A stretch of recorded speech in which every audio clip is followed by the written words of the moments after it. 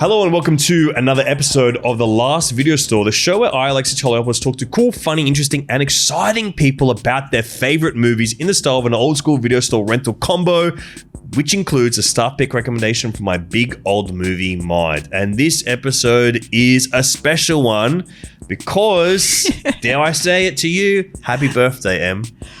Thank you so much. It's 2 years of doing The Last Video Store. This is an anniversary episode. It's an anniversary episode. Wow. We're celebrating two episodes, 2 years. Around 100 episodes or something, I think we must be at now. Yes. I just know that it's around this time. Your favorite memories of doing this podcast with me? Oh my God. I mean... Positive only? Imagine if it just rattled up a bunch of the way you mistreat me. The screaming. The way you make me clean the discs. They're not even real. Well, you know I loved the Lee Winnell episode. Oh, that was a pinch me moment. Yeah, that was me too. So cool. And same with having Damon Harriman just the other week. Damon Harriman popping in. Because I forgot to mention that he stars, if you want to say stars, which he is the star in my eyes, in one of my other favorite films, House of Wax. Oh my God, am I that I knew it was going to be House of Wax. I knew it. fucking love House of Wax. Yeah. It's so good. Is Matt O'Kine in that movie as well? Is he? I remember Matt O'Kine's Wouldn't in he some... be like a child in it? Yeah, no. It's not that old. He's not that old. The movie's like 20 plus. Yeah, now. how old do you think? Oh, maybe we should talk about Matt O'Kine's age on the podcast. You look great. Yeah, he looks beautiful. Yeah, I think he's in one of those movies. Whoa. Yeah, well, that's good. I'm glad I brought some joy into your life. Oh, big time. And I guess my favorite part is working with my dear friend, Alexi. Oh my God, tears are pouring from my eyes. But this is a special episode. We've got my best bud, Cam James, to join us again. Yeah. Third time's a charm. Yeah, maybe it's even more than that now. But love Cam, obviously. We're always trying to cook up some good shit together. Mm-hmm. And currently, I can finally announce this. We're actually hosting a screening together. It's the first time we've hosted a screening together in years. As many of you know and have been attending, I do a Saturday film club at the Opera House. We're bringing it back with a very special one for Vivid. This is Saturday Film Club presents True Stories, a film by David Byrne, the lead of Talking Heads. Yeah. It's the only film that he's directed. It's such a cool film. Cam and I picked it out together going like, oh, we should do this. Because no one's really talked about it. A lot of people haven't even seen this movie. I've never seen it. It's quite rare to True Stories. It's a musical. It stars John Goodman, but it's such a cool, strange, beautiful film. If you like this show, you have to come. This is the one where I'm going, come to Saturday Film Club at the Opera House for True Stories. It is a rare thing. Mm-hmm. So many people, when I was trying to program this, go, I didn't know this movie exists. And now they're all stoked about it. So that is on the 30th of May at the Sydney Opera House. The way that it works is Cam and I introduce the film together. Then we come back out after and we talk to you, the audience, about the film. It's so fun. Yeah. I went to the first one that you did, or the second one, you did. I think, maybe. Did you come with one with Maria? Yes. Yeah. It was awesome. Yeah. It was such a fun thing to do on your weekend. And that is definitely what a great film to do with. Yeah. Come see me at the comedy festivals, but also another little plug, another Vivid thing I'm doing. I'm hosting the fucking big Sean Baker talk, dude. I'm talking to Oscar winner Sean Baker live at Vivid. Buy links in the show notes. I'm just going to put that plug out there too because it was a true honor to be asked. I feel like that was my pinch me moment going, my city that I grew up in appreciates what I've been doing enough to get me to host the big talk with Sean Baker. Wow. Sean Baker to you is what Alexi Toliopoulos is to me. Wow. Oh, Does that make you uncomfortable? It makes me really sad for your life. All right. Let's get to our chat with Cam James and happy birthday, babies.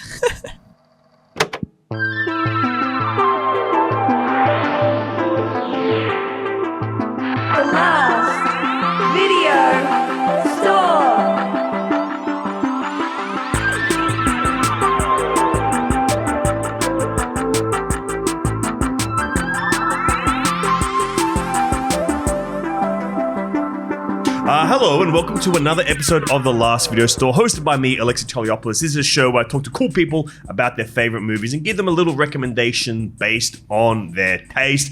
And we have reached another milestone. I think it's 100 episodes, maybe 2-year anniversary. Wow. I don't like to put it exactly on the date, which is also how I live my romantic life. But I'm going to be celebrating an anniversary as of this very day. And join me, as always, on an anniversary special. As always, there's been one. It is my dearest friend, Cameron James. It's so great to be here in what is now a tradition. I think 2 makes a tradition. What do you two reckon? makes a tradition. Also, what's the 2-year anniversary gift? I think it's podcast appearance. I think it might be. Yeah, I guess congratulations to you. Oh, thank and you here's so my much. gift. I'll be on your pod for an hour or so. Wow, awesome. Well, I'm so glad you could do that, and I'm so glad you could uphold tradition. Yeah, I'm a very traditional guy, as you know. I know that. Every single tradition in the world I follow. What are some of your favorites? Because you've experienced all of them. But what are I've your experienced favorites? everyone. Probably Christmas. Yeah, it's pretty good, I'd say. Yeah, I rate it New pretty Year's. highly. Yeah, it's pretty good. Easter. I think this is interesting because you are a traditional guy. Yeah. You love upholding these traditions. Yeah.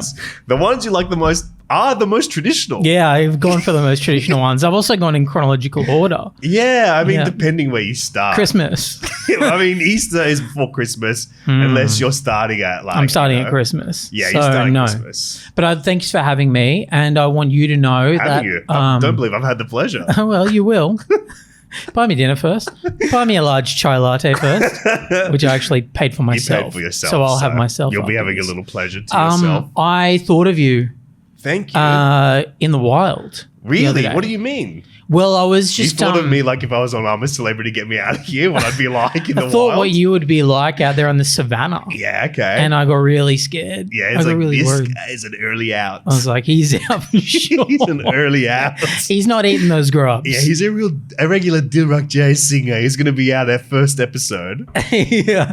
I thought of you at the cinema, believe it or not. Oh, good, I'm yes. sure people often think Yeah. of you when they're at the It's cinema. around most famous. Yeah. It's where people go in and go, I wonder what that guy's up to. Yeah, they go, I wonder if he's seen this. And the answer is probably yes. What was it that you were I seeing? saw Send Help, the Sam Raimi I have not seen it yet. joint. Yeah. It's fun. It looks really fun. It's really fun, but I had a really great experience. I feel like I don't get to go to the cinema as much as I would like. Definitely nowhere near as much as you.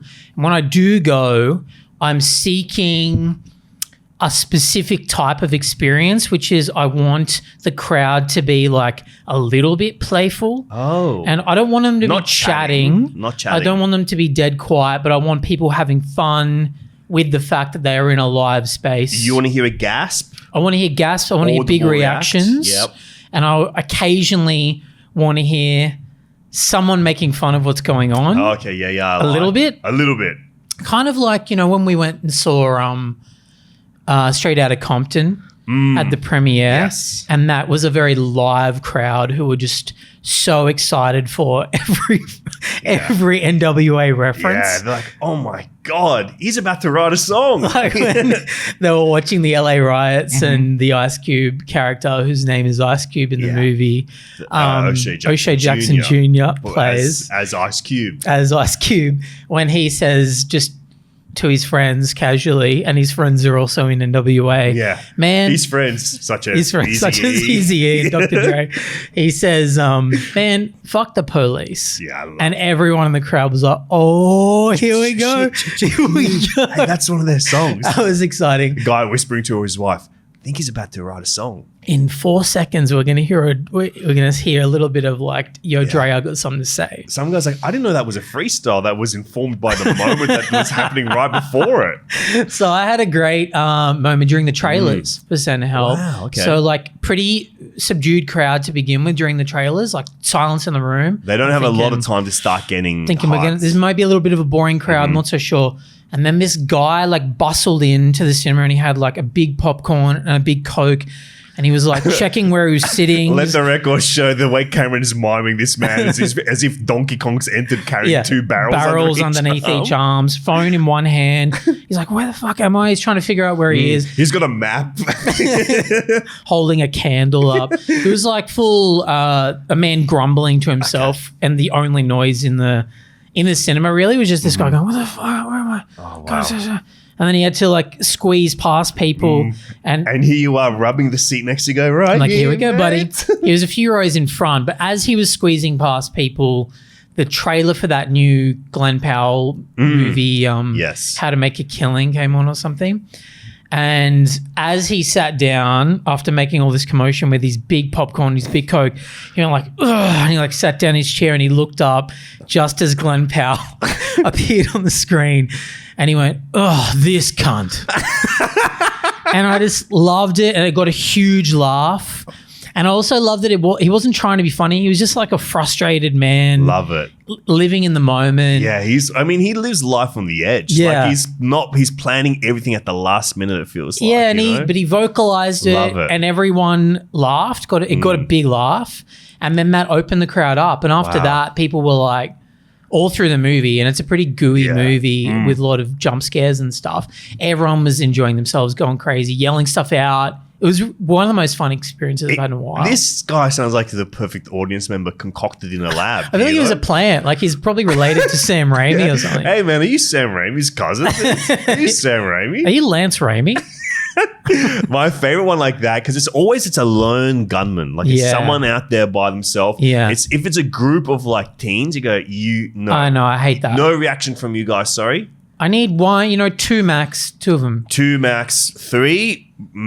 Three's a crowd. Not so much. I don't think so. No. I don't think so, babe. I think it should be a lone person. Yeah. The best one I ever had was I went to see, I think I was with you. I went to we were having lunch with a bunch of like friends at Mary's Burgers. And I was like, you know what? I'm going to go try and see this session on Midsummer. I'd yet to see it. I'm going to run and go see it in the cinema. And I went lone gunman, and then I spotted another lone gunman in front of me. It was this, dare I say, pardon me if this is politically incorrect. Sure. A big woman. She was a big woman, and she had That could mean anything. That could mean personality. That could mean definitely it means multiple things, which is why I'm using the word big woman. Sure. She was full of life. brassy. Lust for life, and she, not unlike your Donkey Kong guy just then, had like big. She had brought in all the accoutrement, like a picnic, big picnic accoutrement in there. Yeah, Wog Boy style, sitting down, spreading out. She's got a meze spread. Parama. Yeah, she's got everything. She got big hunks of bread. Yeah. But we're watching Midsummer, and there's a moment where Midsummer really takes a turn. Like it's a horror movie from the start, but then there's like that second horror movie beat well into that first act, pushing into the second act, where you see these two old people. Yeah. And they leap to their death. And when these people die, the woman turns around and she's like, oh my God.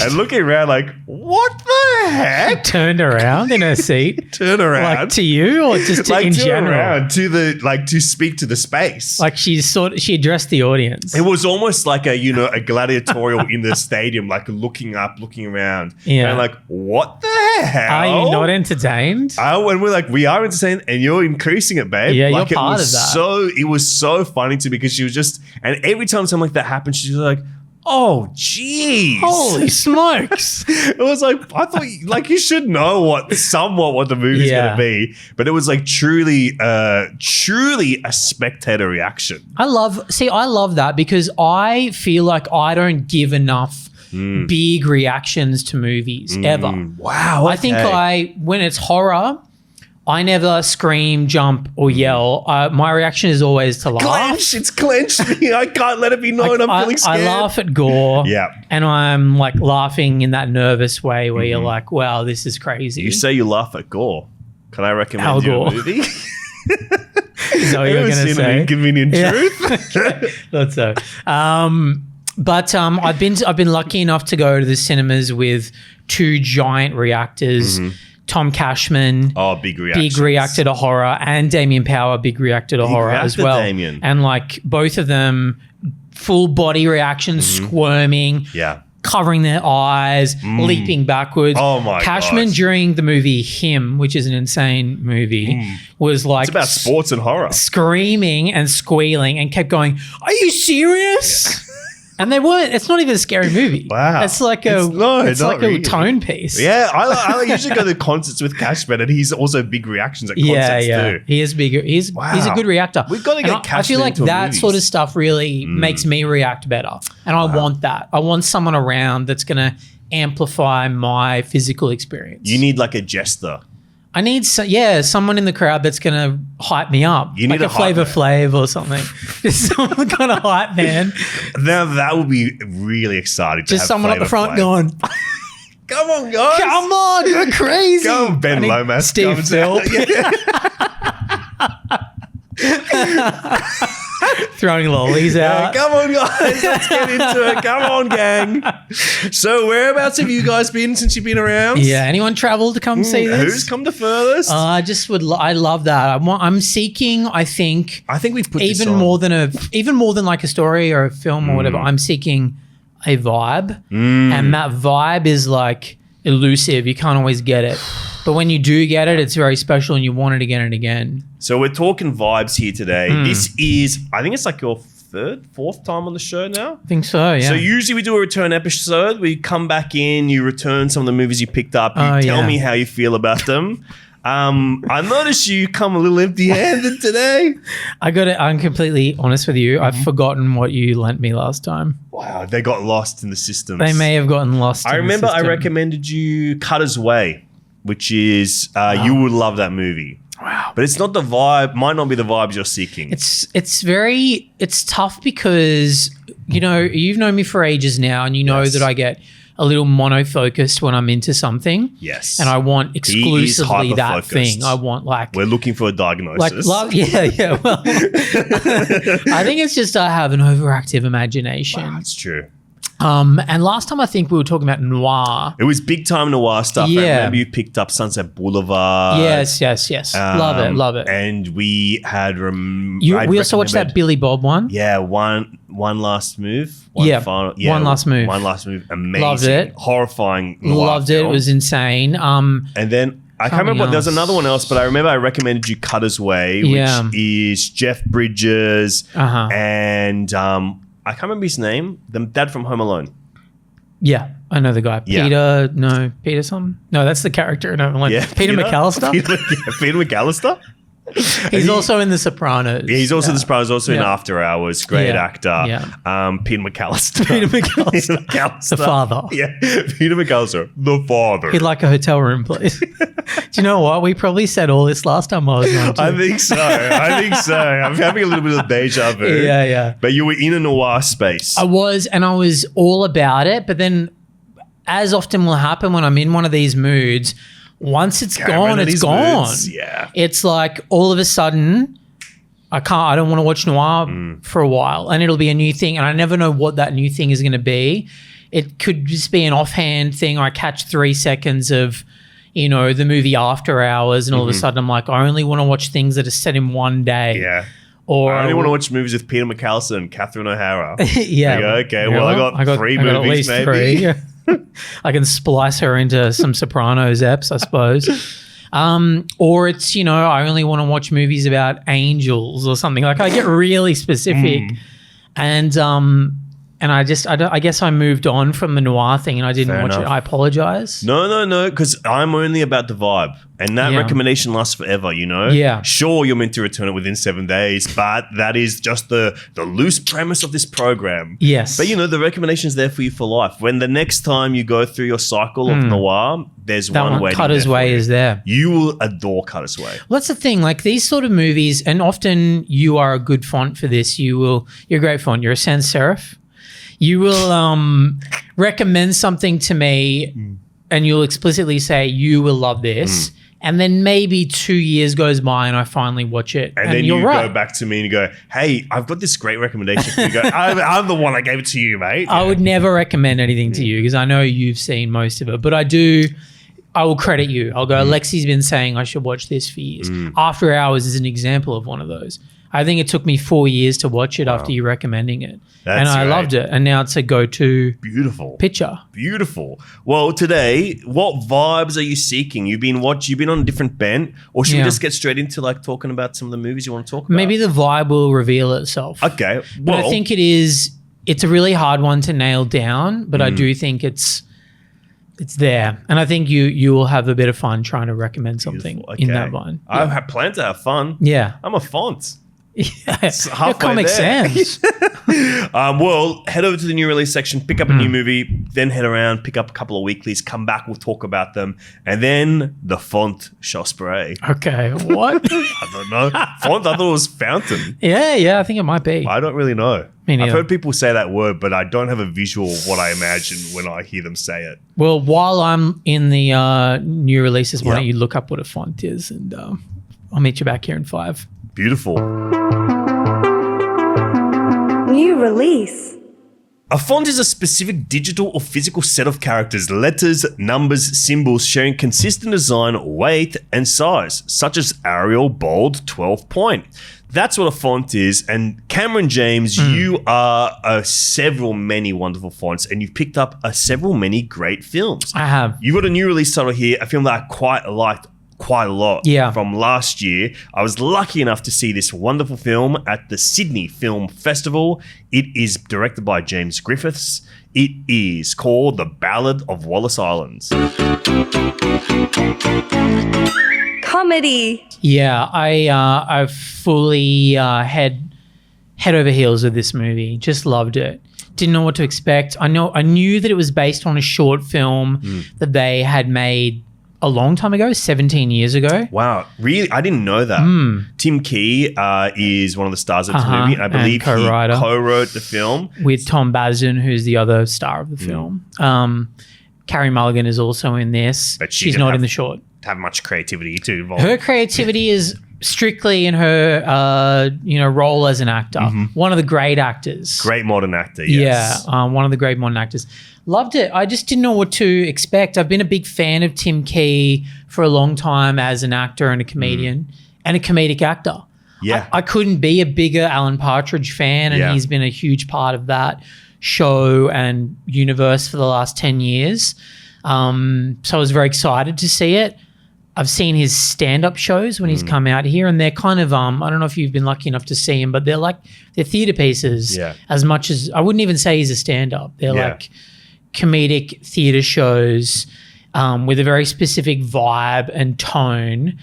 That again is something I'm constantly chasing. Yes. I can just never find it because there's only one Tim Key. Yeah. And the closest I can get is anytime he puts a short film out or anytime he appears on a podcast or, he's in a new Partridge thing. So, of course, I was gunning to see The Ballad of Wallis Island. And it took me by surprise because it's a whole new side to Tim Key that I didn't even know existed. So he has this gentleness about him. Totally. But if you've seen him live, that's not what his vibe is. No. His vibe is a little bit aggressive. It's alternative comedy, Yeah. So he's pretty aggressive with the audience. He doesn't give you any common ground to walk on. He's always throwing you off balance. He mixes in bizarre stories that are either partly true or greatly exaggerated, full of lies, with little poems that he reads off playing cards. And the poems are absurd, surreal little one-liners, essentially. There's music, there's short film, there's often props, dance. There's a lot going on. But it's decidedly a more dark vibe on stage, deliberately. He's playing with the idea of being a tortured artist. But in this film, it was like a ray of sunshine. I kind of couldn't believe it. I didn't know what I was watching for the first few minutes, and then I just sort of fell in love with the guy. The movie is about this former folk duo played by Tom Basden and Carrie Mulligan, who were quite successful back in their day. They've since split up. But Tim Key's character is an eccentric lottery winner. Who lives on this tiny island, I believe, called Wallis Island. And he loves this band, and he basically has been trying to get them to reform and come play for a show on this island. Yeah. But the island has sub 15 people on it. Yeah, it's did you ever watch Father Ted? It's very Father Ted, and it's like how I accuse many English shows of either being just Fireman Sam or Postman Pat. This is a real Postman Pat It's got vibes. Postman Pat vibes. Big Tiny time. island, everyone knows each other. Everyone has shorthand. There's a sweetness. There's a sweetness. I think what I loved about it is, that's a great premise for a movie. Millionaire tries to reunite his favorite band for a private concert. that could be a broad comedy, premise. You could see some like a weird Will Ferrell mid-2000s movie with that premise. But this is incredibly gentle. It's soft. It's very sweet. There's a real vein of melancholy throughout it. Implied backstories that are never fully explained. In a very, I think, kind to the viewer way, where they just allow you to kind of picture some stuff, use like your way of understanding things. But because it's all in these really fabulous performances. But Tim Key, I think he's capable of greatness. Yeah. And in this movie, he exhibits like greatness from the script being so nicely put together. But that performance and that characterization from him, I think when I saw this, I might have texted you quite soon after. I said that Tim Key could be the John Candy of a whole new generation. Yeah, it's a bit of a Del Preston. Is that the character's name? Del Griffith. Yes. Del Griffith. Yeah. Del Preston is the roadie from Wayne's World 2. That's true. Del Griffith from Planes, Trains and Automobiles type performance in that he is on paper a very annoying guy and he's one of those guys that can't stop quipping. He's a little bit of a motor mouth. Everything he says seems designed to piss off Tom Basden's character. A lot of puns, a lot of like rolling chit chat.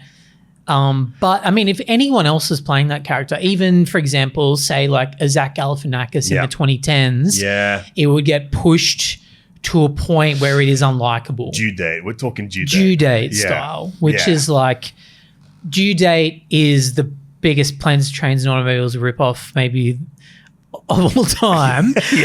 But it goes way too far. Like that character is really abrasive and annoying in a way that Zach excels at, but it's not particularly warm. And Robert Downey Jr.'s character is far too mean in the way that Steve Martin is not. So this was really interesting. I think it was played really well by Tim Key. He goes right up to the line of just being a pain in the ass, but there's something innate in him. I don't even know. I don't want to do a disservice to him because he's a great actor, but he just has one of those faces like a silent movie star or something where you can read every emotion beneath the surface. He has big eyes, a big expressive face. He can't hide every microaggression. So you just feel bad for him because you know that this is a man who is hurting underneath it all. And there's a reason he's isolated and there's a reason that he's trying to reunite his favorite bands. He's trying to reclaim something. It's really, really special. What do you think about the music in this? Really loved it. I mean, Tom Basden wrote the music. He's a comedic actor and I think he's so great. He's so funny, great in sketch comedies. He's in that Gervais show Afterlife. Oh, I've never seen Afterlife. I gave it a go a year or two ago. Yeah. I went, I should just watch this because I keep hearing Give it a shot. I keep hearing polar opposite things about it. Either people love it or they hate it. People going into the most I've ever felt watching something, you know? Or they're like, fuck Ricky Gervais, this sucks. He's schmaltzy. Tom Basden plays like a stick in the mud nerd in that who's kind of a foil to Gervais's character. He's great in it. He's really great in this. He's a very talented singer-songwriter.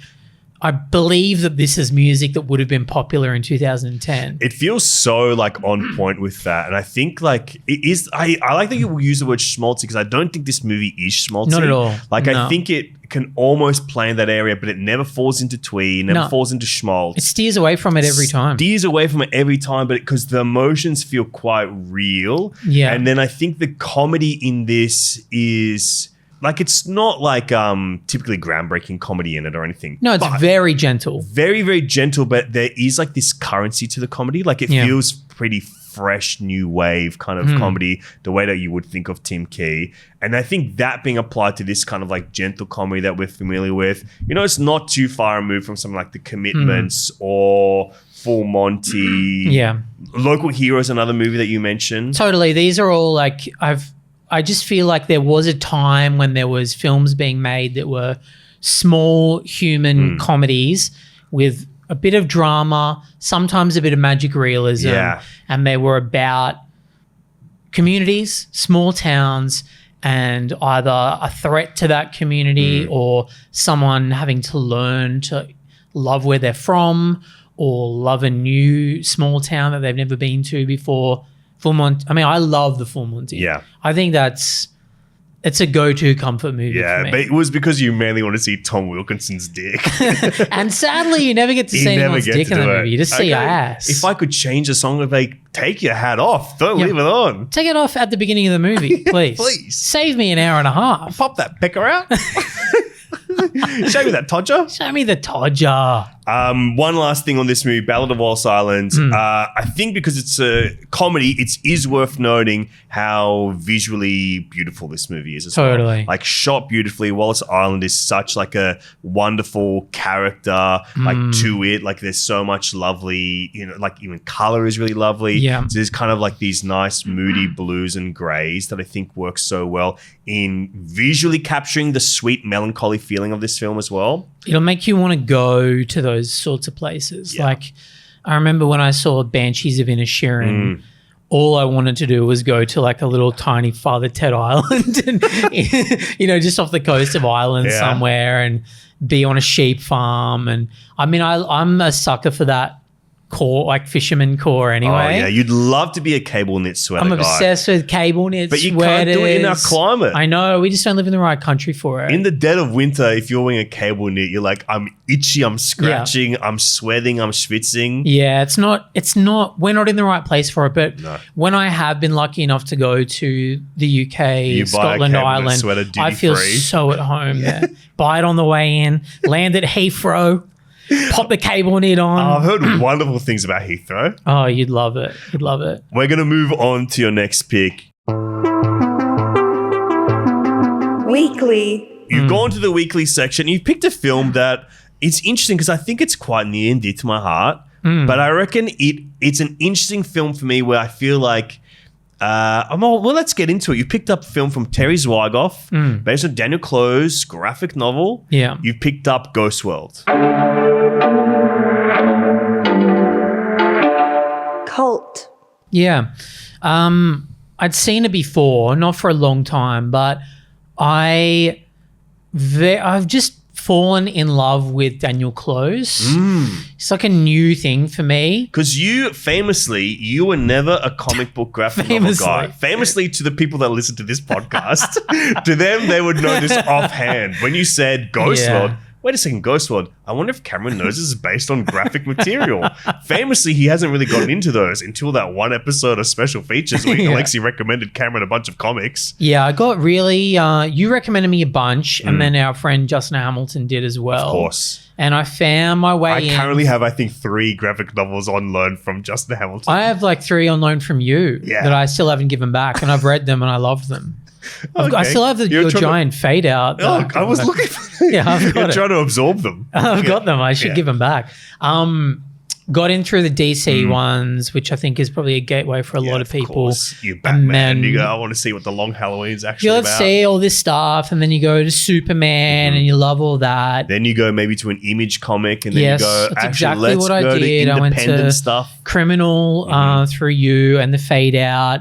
And then once you're there and you're away from Men in Tights, you go, well, let's check out some more human stories. Yeah. And that, I guess, leads you to the alternative comics world of Daniel Clowes or someone like that. So I've made my way through all of them. And when we're talking about vibe earlier, I think this is the vibe that I'm currently chasing. There's a very specific Daniel Clowes vibe. It's suburban mythology, I think, is what I would try to categorize it as. It's ordinary people living ordinary lives in sort of nondescript parts of America, usually, or the world, but they are trying to make sense of who they are in the context of the universe or history, and they're trying to place themselves as like part of a grand myth. And a bit of like culture as well informing where that is. Like not popular culture, but some of it is popular like culture. Jazz in case of Ghost World. Ghost World is like, every character in that is defining themselves by their taste. Yes, the relationship to sort of culture what the and taste, movie is about, what the positives and negatives of that.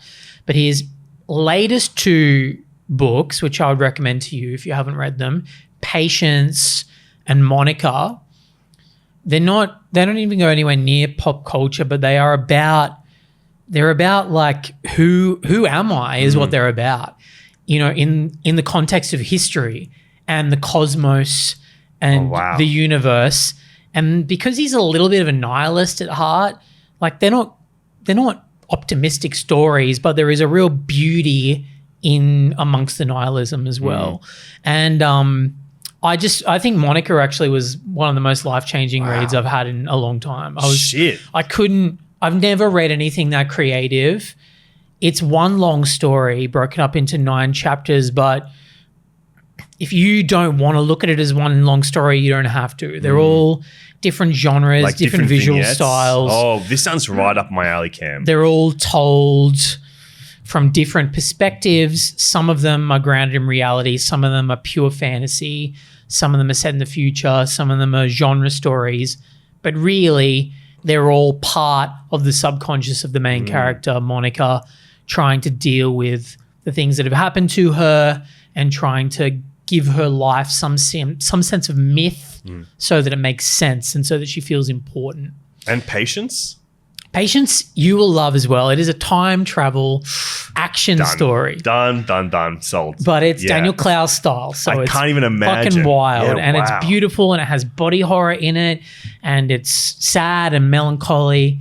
I just love there's something that he does where and I think it's, a lot of it comes from the fact that I grew up in a suburban town that has a lot of industry and a lot of fast food chains and then like a scrappy little art scene of people that are trying to act as if they are in a big city.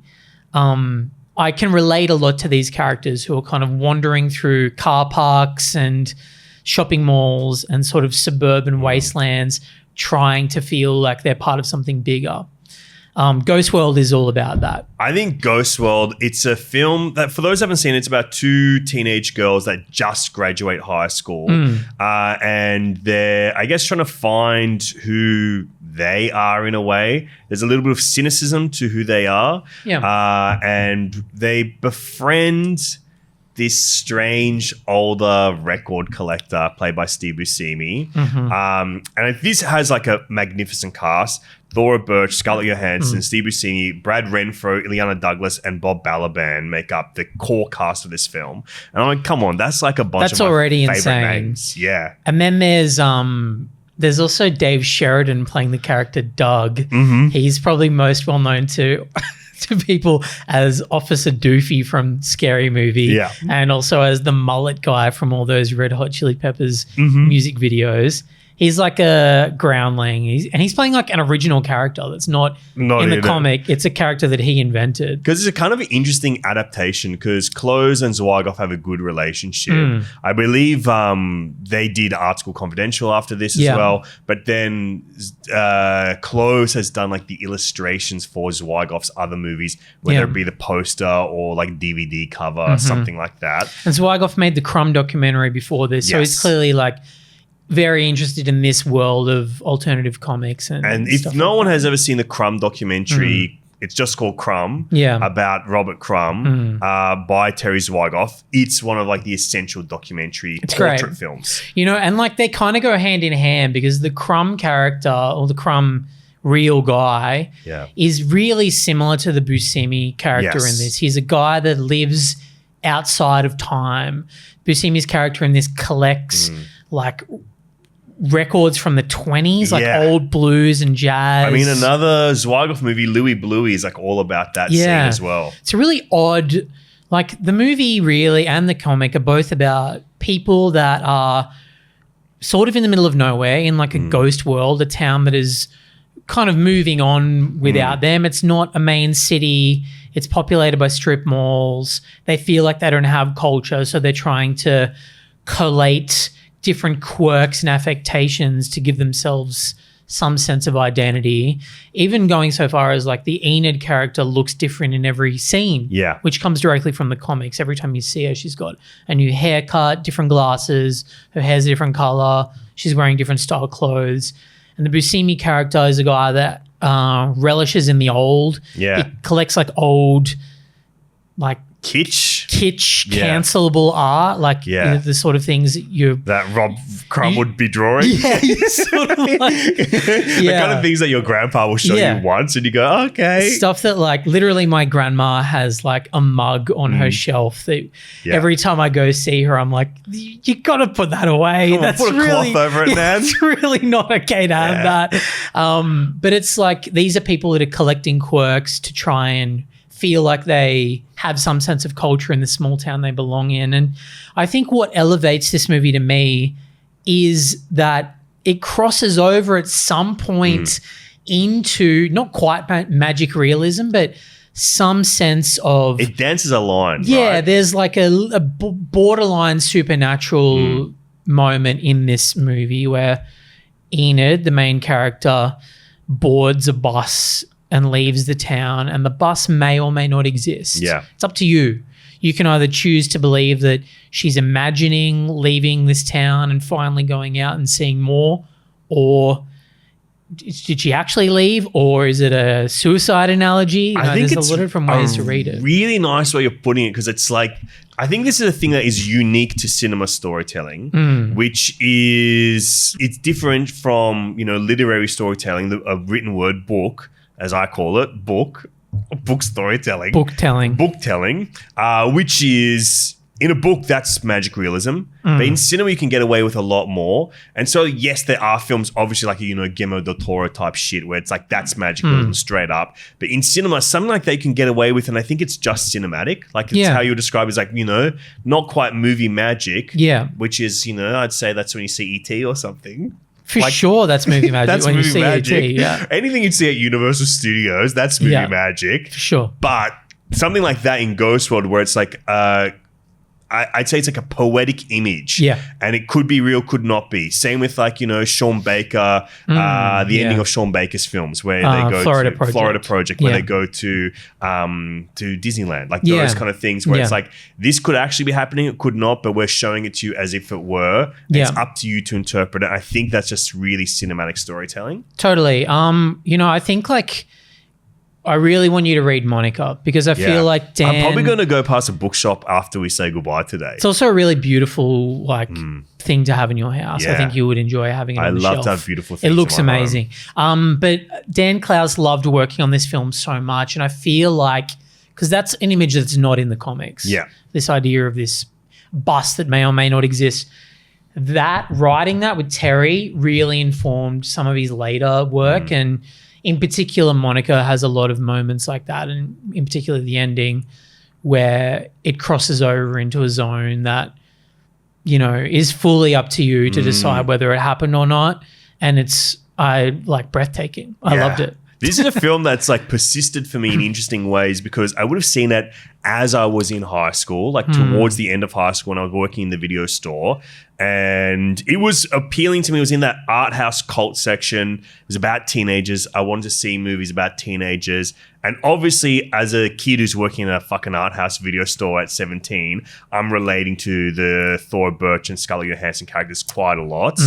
And there's one moment in this where I think it really illustrates what extremely well-observed and funny study of alienation this is. And not just teen alienation, but, the alienation that persists on when you explore the Steve Buscemi character. But that teen alienation is landed so well when the girls are at like their high school formal, their prom or whatever, their graduation party.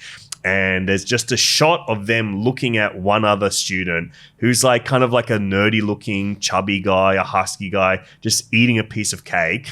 And they go, I think this is going to be the last time I ever see that guy. Yeah. And I think that's one of like the truest observations where I go, I remember having thoughts like that. Where I go, I'm never going to see this guy again. Yeah. And it's just some guy smoking a cigarette like on the pier or something at my school. But it's like it captured that so well. And then I think of Ghost World because I've revisited quite a few times. But it's almost this way that I I've never had this experience with this other film, but The Graduate. I remember reading, I think, Roger Ebert talking about The Graduate, going, when you see it young, it means everything to you. And then as you grow older with the film, your relationship changes to it and it becomes a bit less meaningful. It's a movie about youth in a really strong and evocative and poignant way. And I think I've almost feel like I'm having that relationship with Ghost World. Like the last time I revisit it, I didn't feel as striking, but I still fall for those charms, like those moments like that, and then the aesthetic of it. But it's a film that I go, God, I got to constantly revisit it because it meant so much to me, and I think it informed so much of my tastes. But I don't know if I can have the same relationship I had with it when I was like a teenager, and it like meant a bit of that, the near future to me or something, you know? I feel like I've had the opposite. I saw it when I was younger and I liked it, but it didn't stick. Yeah.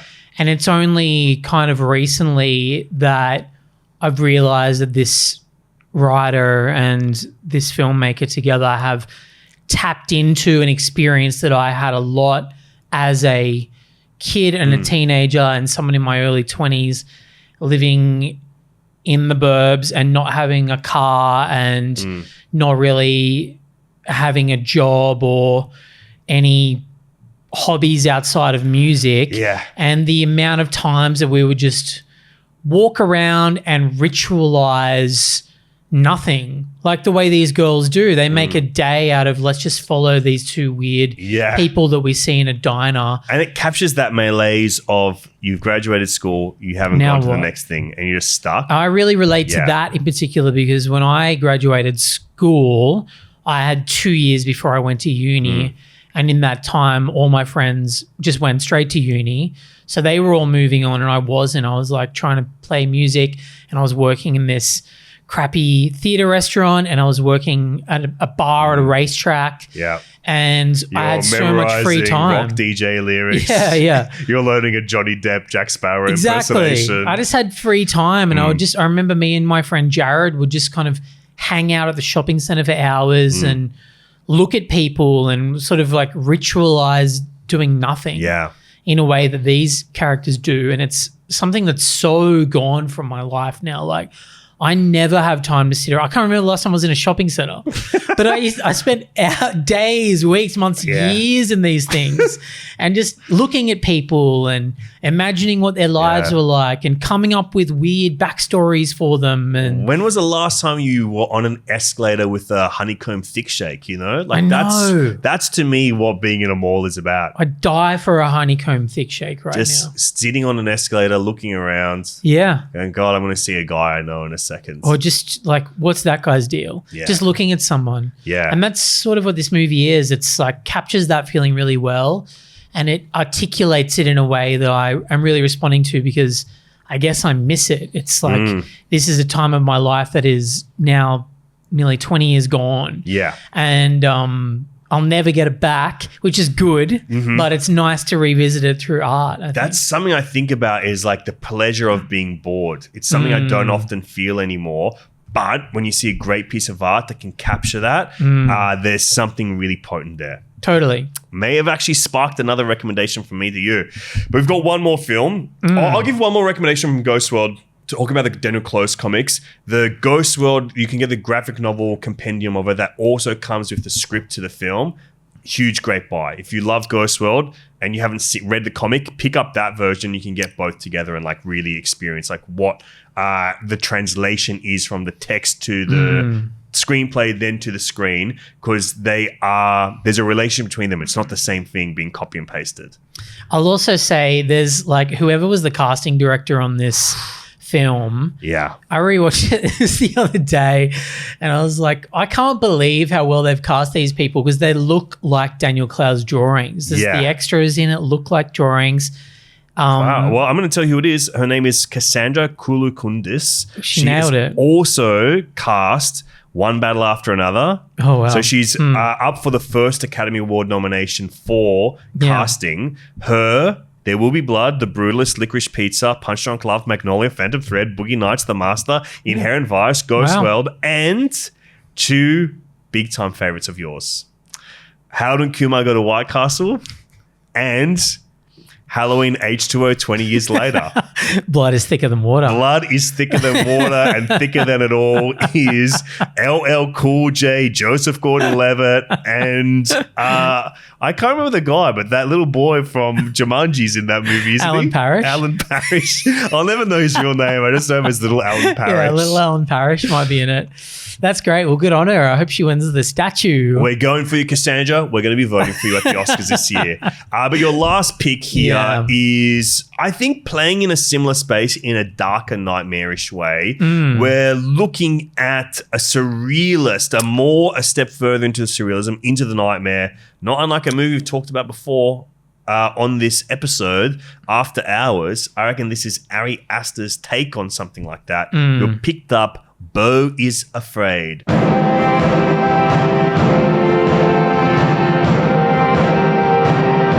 Adventure. Yeah. Most likely from our 3-day section is my guess.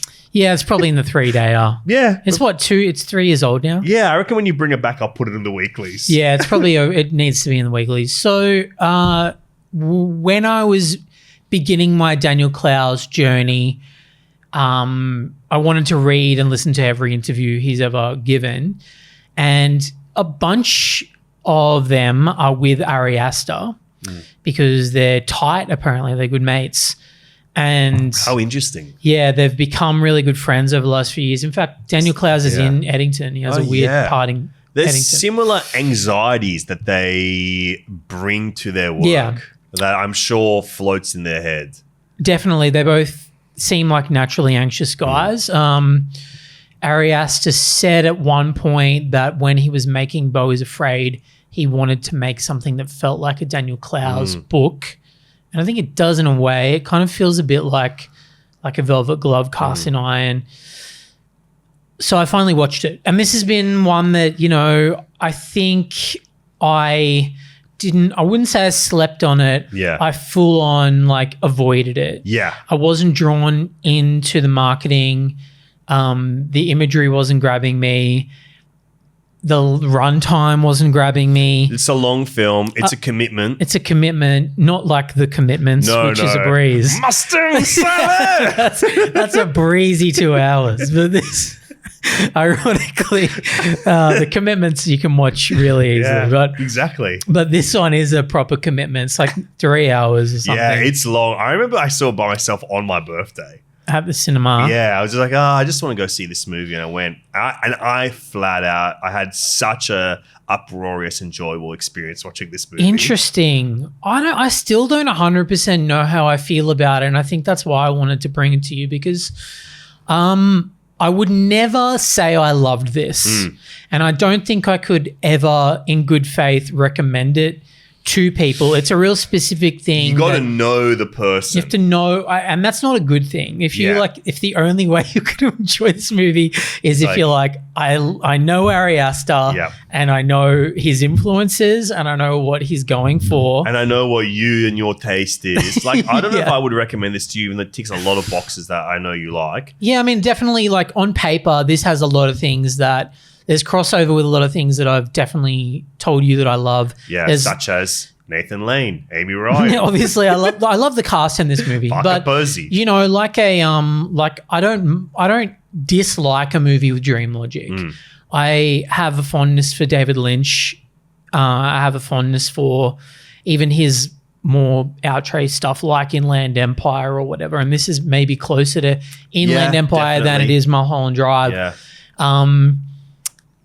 But I still don't know if I love it. And I can't stop thinking about it. Yeah. And I remember when I watched Eddington at the cinema, the first 2 hours of it, I was actively thinking, this is one of my favorite movies that I've seen this year. I feel so lucky to be watching this. Then the last half hour, I started thinking, do I actually like this? And then the last 5 minutes, I thought, I think I don't like this movie. But then the next day, I couldn't stop thinking about it. And then I went and saw it again the following week and again was like, no, I love it. I love Eddington and I feel very lucky to get to see Eddington. But I also really enjoy that it gave me all those feelings. I think Beau is Afraid the feeling I had was the last 5 minutes of Eddington, but for 3 hours. I was Yeah. like, do I like this? Yeah. Am I into this? Is this just an exercise in imagery and surrealism with no grounding in reality? Yes. Does that bother me? Not really. I'm who's to kind of say? on board. Yeah. But also I would love to be able to grab onto something, and there kind of isn't anything to grab onto. 'Cause You I just have to go with it. Even that Joaquin Phoenix performance, which should be the anchor to this Yeah. film, it doesn't quite let you grab onto it. It's nuts. Because it's like using him in a way that I think is like quite different, because it captures like has a gentleness about him, Joaquin Phoenix, that can sometimes be dangerous. Yeah. In this movie, it's not quite dangerous, but then the gentleness gets smothered in. Pardon me, I'm sneezing at some point. I don't know when. When do you reckon it'll happen? Maybe it's Yeah, over. I don't know. I don't Maybe think it's gonna gone. happen. Maybe I just need to voice that I was sneezing.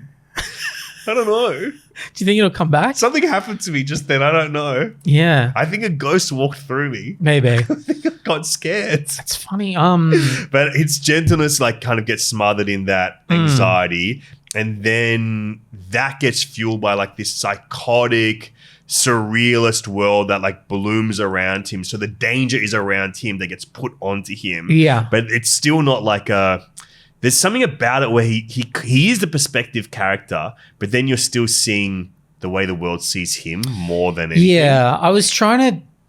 I thought about it like the whole next day. Yeah. It takes a day to watch. It takes an extra day to process. I just this was movie. walking around being like, okay, so the movie is a artistic and poetic representation of anxiety and of guilt and of generational trauma. There's nothing real about it. You can't ever for a second be like, okay, now this part is reality. This part is imagined. It's all imagined. It's all a story. Like it's all a story. Yeah. It's like we're inside a guy's head, we're inside a guy's emotions.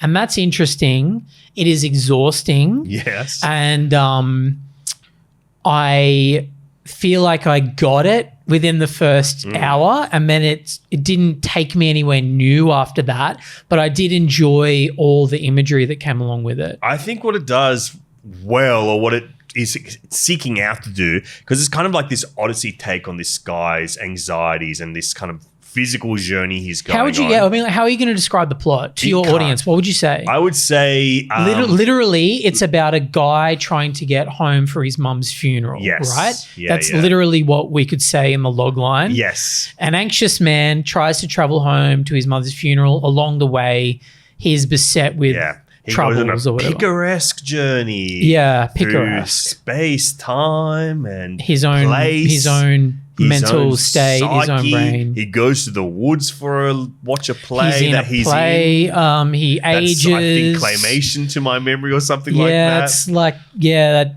cut out South Park style. He goes on trial. That's Richard Kind is a judge. Richard Kind's a judge. Is a giant pecker at a certain point. Yeah, he fights a giant penis monster.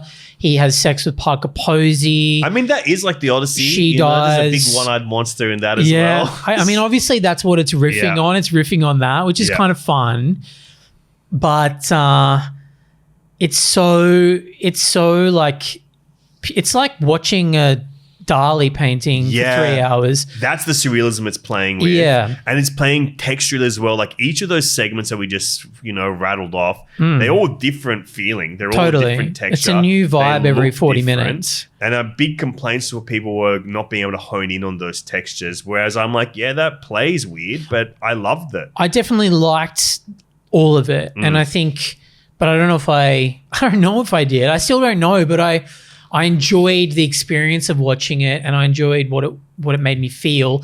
And I think what I really loved was, and I had this thought a few times throughout the movie, this is an artist that we're dealing with, Ari Aster, who has images in his brain that I think are brand new to the world of cinema, and good on him for taking big swings and putting them on screen, because this is a huge swing of a movie. It fucking tanked. You could say it's a career killer. I think Eddington is like a work of genius, but audiences and critics didn't really rally around it in the way that they maybe should have. Maybe this will look back on this as the career killer, or maybe it's just he's in a Scorsese like dip and he'll come back with something else. But that's so, because like if you look at Scorsese's dips, it's like, After Hours and King of Comedy, you go, they're two of the best movies that but people hated made. But now it's like takes time for people to like them. Yeah. I was afraid I was really keen on Eddington, less so, but Eddington's one that I know that I'll revisit because it just like, I came to it at the wrong time for me to come to it. What do you mean? I think that at that point, literally the point in time, literally at that point in time, I saw it at film festival, and it was too long for the session that I chose. I don't think I can have the attention to sit down. So that's one thing. The other thing I think I saw that and I felt the same way I felt about Soda Jerk's strange documentary, like I guess you'd call it. So The Dankness, or I can't remember. It's not The Dankness, something like that. Can't remember what it's called. And I felt that both of those are an interesting document about a time that we all lived through, which is, coronavirus lockdown type feeling. And I feel like time will be kinder to Eddington, where it's like, okay, now more time has passed. I may be more equipped to look at something like that and want to see it be delivered in that way. Yeah, it ages. You know what I mean? It ages well every day. I really think that's true. It's like every single thing that has come to pass since it's come out has been a mirror version of what he presented to us in. And it's like South Park. Like you can say it feels like a feature length live action South Park. It's a bit like that. A Western South Park. I kind of went in knowing I was really going to like it, and then I was. Like I said, I had my experience with it, but I've come away from it thinking that I saw all these in the same week. I saw Eddington, one battle after another, and Bugonia. Yeah. And that week was the most joyous and most excited I've been for the current state of cinema in a long time. I was like away from home working, and I was texting Alex, my beautiful wife, and I was saying, we are currently living in a time where 3 filmmakers are being brave enough to reflect what is happening in a way that is really artistic and entertaining and fun and funny. And we're very lucky. You just have to watch these movies. And so she watched them all independently as well. Wow. And we were just talking about how cool it was to see someone, in particular with Eddington, to see someone reflect the last 5 years of our lives back at us in a way that is not subtle. It's not like you could never call it a subtle movie. It's loud. No way. It's a little sophomoric in parts. But it begins and ends with the fucking AI plant being built in the desert, and all the chaos stems from that. And that is currently what we are living in. Anyway, I liked it more than Beau is Afraid is what I'm trying to say. But there are images in Beau is Afraid that have stuck with me and that I felt inspired by, and that made me think I need to embrace my subconscious in a way as a creative person that I'm currently not. You need to go catch the big fish, David Lynch. Well, I've read that book I do meditate as a result of it. So I have I'm currently fishing. Wow. I was inspired by this movie to dig a little deeper. The only thing I want to say before we move on is the thing that I love most about Beau is Afraid. I think Patti LuPone playing Beau's mother is one of the most exciting instances of casting the exact right person for a role. She's amazing. And I'm not even that familiar with her work. Obviously she's a big theater actor and very famous in that world, the Broadway world. I wasn't really that across her.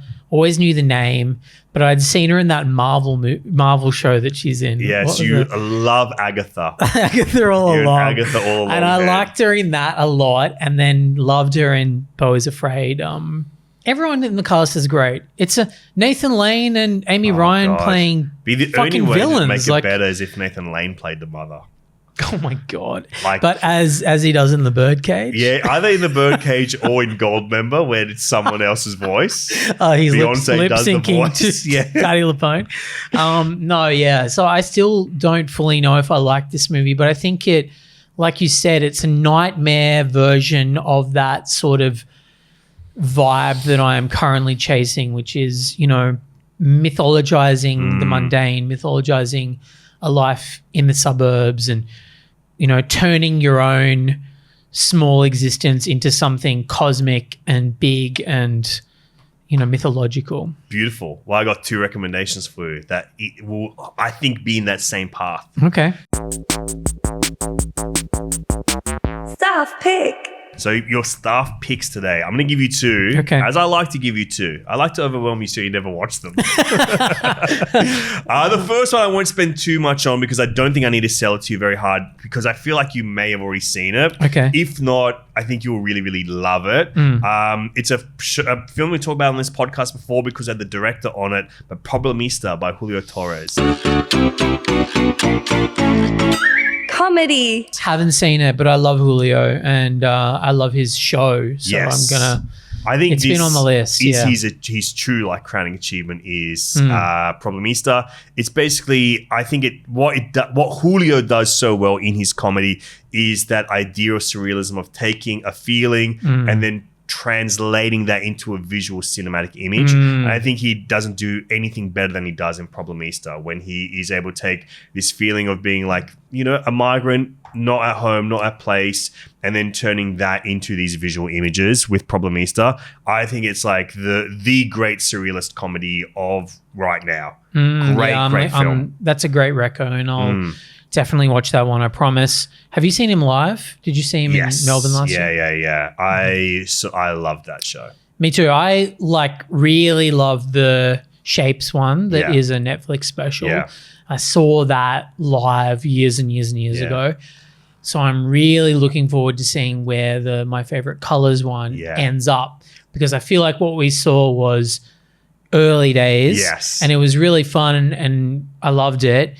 But I'm really excited to see where it evolves to, especially visually. Especially visually, because the way he captures visually in that was he just had his phone camera capturing stuff so it could be put up on the screen as he's drawing which and was writing cool. in real time. It was so cool. Yeah. And so funny and so present. Like he's very present. Yeah. Which you don't often see with like a surrealist comedian. Totally. But Problemista, I don't want to spend too long on it because it captures everything you just said. Cool. But more to an urban setting. Great. The other one's maybe a little bit more urban too, but I saw this movie for the first time recently and I just thought of you falling in love with this movie. And it captures so much of everything that you just talked about. It's a 2005 Japanese film by Nobiru Yamashita. It is called Linda, Linda, Linda. Music. I saw the trailer for it at Golden Age a little while ago. They had a few and screens at immediately Golden got Age. excited by the trailer. I think you will absolutely love this film. It is about 4 young women in a Japanese high school, and one of them is a Korean exchange student who basically come together to form a Japanese rock punk band that are just going to do one show at their, I guess, like a school talent show, basically. And for me, while I was watching this movie, it starts quite slow, and I felt like the charms of it may have been lost on me. But slowly, you can't help but be wrapped up in this kind of singular feeling it has of like a warm sweetness, not unlike a Wallis Island, or even, I guess, something like what I compared it to. It hums at the frequency of great teen films that simmer slowly in the gentle malaise of youth, like Dazed and Confused, Fast Times, or even The Virgin Suicide, Empire Records, or Submarine, or whatever the one that you resonated with most was back then. I love all those. Yeah, like it Love captures all of those things. Like, this is such a unique feeling of that. And I think for someone like you that loves that feeling, that specific teen malaise, I think this will really sparkle for you. Like, I'm excited. I got excited at the trailer. And I'd never heard of it. But as soon as I was watching it, I was like, well, this looks like it was made for me. Yeah. It's exactly what I'm into. And the real thing that like I loved most in this is the Korean exchange student played by Beau, who's from Cloud Atlas, an actor I really like. It is just one of the most exciting screen performances I've seen in this space because every choice that she makes is so surprising. Like just everything about it is so surprising, yet it feels so lovingly honest to like teen weirdos. Like they just go, yeah, teenager, they're weird. They don't know how to act. They don't know how to use their body. Yeah. There's something about that performance that creates this really true to life feeling of that person that you either were one of them or you observed one. You know exactly what I'm talking about. Yeah. But there's a new 4K restoration. It's been doing some cinemas here in Sydney. Golden Age, where you saw the trailer, it's where I saw the movie as well, and just loved it. Like it's a little long. It's like, how long is it? It is just under 2 hours. It's all right. But it's slow. But once it gets you go, shit, I didn't realize. It just gets you. Yeah, I'll go to the next screening at Golden Age if they do any more, because that did look right up my alley. You will love it. And a little bit of surrealism too. There was one I thought of just before. What did I bounce off earlier where you said something, oh, that's... Was it during Beau's Afraid or was it during don't know. Ghost World? No, I think it was Beau's Afraid, but I can't remember. Oh, well, you get 2. I won't give you 3. All right, but if you think of it... Yeah, I'll text it to you. Yeah, and I'll give you put my it on number. the record. Yeah, give me a number. My people will give you... You can just... I get it up on the If system. you think of it, email my manager. Hey, I just was thinking of another film. I caught up with Cam James today. This may seem out of place, but I did think of a film that I think he might like. If you could pass it on to him at your nearest convenience, I would really like that. Oh, my God. That's so funny. Well, Cam, thank you so much for joining me here Thanks once for having me. again on the Last Video Store. Love talking to you about movies, Dude, babe. I love it. Thanks for having me. And congratulations on 2 years of this show. Thank you. It's been a blast watching you thrive. Oh, thank you, darling. Hey, is there anything that you want to point the babies to? Yeah, okay. I would like to point them to your solo show that you were about to tour. Oh, that's very nice of you. VHS. Yeah. Melbourne Comedy Festival. Thank Melbourne you. Comedy Festival. Go see that. I'm looking forward to seeing that. Cameron gave me the key to unlock the entire show. Did I? Yes, you told me. Are you good? Because the premise of the show is I'm telling interesting, funny, silly stories about that, or embarrassing stories mainly around films I have a relationship to. Yeah. And he said, "Are you going to do anything about that story about how you did Glengarry Glen Ross as a monologue?" I was like, "Shit, I think I will." I hadn't thought about it, and now it's like the key to the show. Oh, that's so good. Yeah, I can't wait to see that. Go see Sam Taunton's show as well at the festivals. And you directed it. Well, in theory, it doesn't feel like it. All I'm doing is like sitting and going, yeah, that's awesome. That's Is that directing. a director? That's what a director does. It just feels like all I'm doing is saying, that's great. Can I ask you, are you wearing a flannel? Are you wearing a cap? I'm wearing a black turtleneck. Okay, yes, that's theatre director. Yeah, okay. That's a theatre director. I'm more of a dramaturg. Yeah, you're a dramaturging it. You're turging it up with Sam Thornton. And I'm not touring a show this year, but I am in a TV show that's coming out. I don't think I can say the date until they announce it, but it is very soon in the next month or so. And it's called Bad Company. It's written by Anne Edmonds, starring Anne Edmonds and Kitty Flanagan and myself and Will Gibb and a couple of other people. And it'll be on ABC. And it's a very funny, fun comedy. It's right up my alley. And I think people will like it. I can't wait to see it. I saw some of it the other day, and it really tickled me. I mean, Kitty and Heather, of course, but my two favorite Reds, Will Gibb and Cam James. Genuinely, I can't wait to see this shit. Yeah, Will is so good. He's been on this show, hasn't he? Yeah, he has. Will is one of my favorite young comics where I go, oh, wow, taking a shine to this boy. Yeah, I love Will. Yeah. He's so good. You should get Edo or Kitty on this show I think I shall. when Bad Company comes I out. might get the whole family, just all 4 of you guys. Yeah, and there. I'll just sort of sit in the background. And And you got another show? yeah, and I don't think I can say when that's coming out, but there's a horror series on Stan called The Killings, which I am in. And guess what? I play a podcaster, much like this. Yeah, do you know how I know? Because you auditioned for that Oh, part? yeah. Well, I think I got asked to audition. I go, you get to do it once. If a guy like me and you only get to play a podcast officially once. I don't know if that's entirely true. I think you could play a podcaster multiple times. If Donnie Yen has played a blind martial artist in multiple things. In multiple languages? I think it's fine. I think we can play podcasters and things. But yeah, I don't know. I think that's out soon too. I think it's in a similar time. But yeah, that'll be cool. I saw some of that the other day. Oof. And I never cool, man. I never liked to see myself, but I saw myself in a very horror scene and I was like, far out, I look like I'm really scared. That's awesome. I was like, wow, I look really scared. This is good acting. Oh, man. Well, I can't wait to see those. They're going to be in the TV section of the last video store. But Yeah. Cameron, love you so much, brother. Love you too, mate. Thank you for coming on the show to 4 more years. Yes, to 4 more. 4 more. To the next step. To the next step. Now we're going to go get late. The last video store.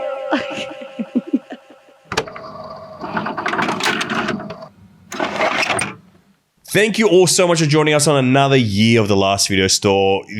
Truly, I've had such a beautiful time making this show with all of you return shoot rats, because it's great to get out there again doing like my comedy festival show and meeting so many of you. So many of you have been coming to my screenings, the ones at the Opera House, etc. But it's just been really nice hearing people, even just on the street, stop me about this show. Yeah. Like, that's crazy. Yeah. I've done a lot of stuff in my life, but there's something about this show where people are connecting to it in a different way to things I've done before, where they, I guess because it's just me up there sometimes, me and some other people, whatever, guests that are famous. But, you know, it's been really, really nice. Yes. And Em, you've been a really big part of that journey. So I'm so glad you're here with me. Thanks, Alexi. Steering the steering wheel of The Last Video Store. That's what I do. Editing out all my kerfuffles and all the times I seem dumb. You make me sound beautiful and smart. Oh, no, I've been leaving them in. No, I said don't. Don't leave them in. Don't leave them in. But truly, thank you all for joining us on another year of this show. Truly, so lovely to meet you all, especially now that I'm getting to go across Australia so much more these last couple of years. Just getting to meet all of you and seeing how much like something like this can help you on your journey find really great films. Ay. That's the good shit for me. That's what I do this for. Yeah. See you all at the comedy festival. See you all very soon. Come to the screening with Cam and I. Be a great way to celebrate with you guys. And get to see Cam and I reunite on stage. Trying to think of the last time we were on stage together. It's been a while. Come join us. It'll be so fun. Yeah. Love you, Alexi. Love you, Em. And love you, Return Shoot Ratties.